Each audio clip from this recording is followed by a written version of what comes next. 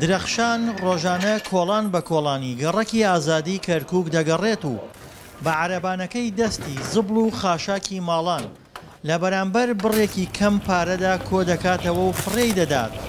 بەو شێوەیە سێ منداڵەکەی دەژێنێت. هاوسەرەکەی درەخشان نەخۆشە و لە جێگەدا کەوتووە، بۆیە درەخشان ماوەی چەند ساڵێکە ئەرکی ماڵ و پەیداکردنی بژێوی منداڵەکانیشی گرتووەتە ئەستۆ.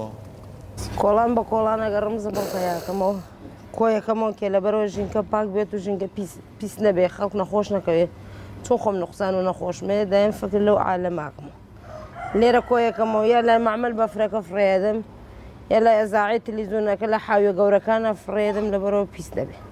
ژیانە کولەمەرگیەکەی درەخشان لە کەرکووکە، ئەو شارەی کە دەوڵەمەندە بەنەوت، بەڵام ژیان و گوزەرانی بەشێک لە دانیشتوانەکەی هێندە خراپە کە بیریان لای قوتی ڕۆژانەیانە.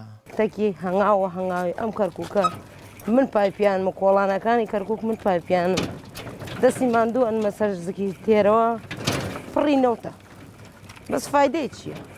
چاویان حکوومەت بخۆی هەڵیەگرێت چاویان بە فەقیر و فەقراوە نیە. دانێ وەک من 5 ساڵە ئەمە کسمە نە خواردنم دیارە نە خەوتنم دیارە نە ئەسراحەتم دیارە نە میوانیم دیارە. ئەسای دەستم بۆتەم عەرەبان شەو و ڕۆژ و لەیل و نەهار فکر و خەیاڵ و مشکلاتم بۆتە حەفلە و شایی و میوانی بەس عەرەبانە پاڵنانە. درەخشان عەبدوڵای تەمەن 40 ساڵ لە خانوویەکی کرێدایە لە گەڕەکی ئازادی کەرکووک. ئەو خەم بۆ ئەو کاتانە دەخوات کە توانای کارکردنی نامێنێت و کەسیشی نییە بژێوی منداڵەکانی پەیدا بکات، بۆیە داواکاری لە حکوومەت هەیە. دەوارم هاوکاری لەو حکوومەت لایکەم لێ بکاتەوە کە لە کەرەچێتی نجاتم بێ بەیانی دوو بەیانی ئەم زەلامە بمرە هیچ ڕجوعێکم نیە منش هەروە بە قەوەت نامێنم کە عەرەبانە پاڵ بنم کە داواکارمە حکوومەت چای لەو مناڵانە بکاتەوە هەرکیان تەلاسمانە کچەکەم پارچەی سیکوونە. فتەغاریش بۆ ئیشێ خۆمەکەم و شانازیشی پێ کولی ئەشیرەت و تایفێژم هەموو شانازی پێوەکرد چون لەخوا بەزێ بەسەر بەرزی خۆم ئیش بۆ ماڵم نامەکە.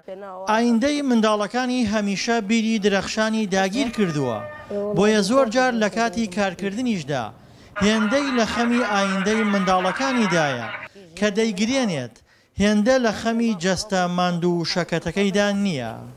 دڵشاد ئەنوەر، دەنگی ئەمریکا، کەرکووک.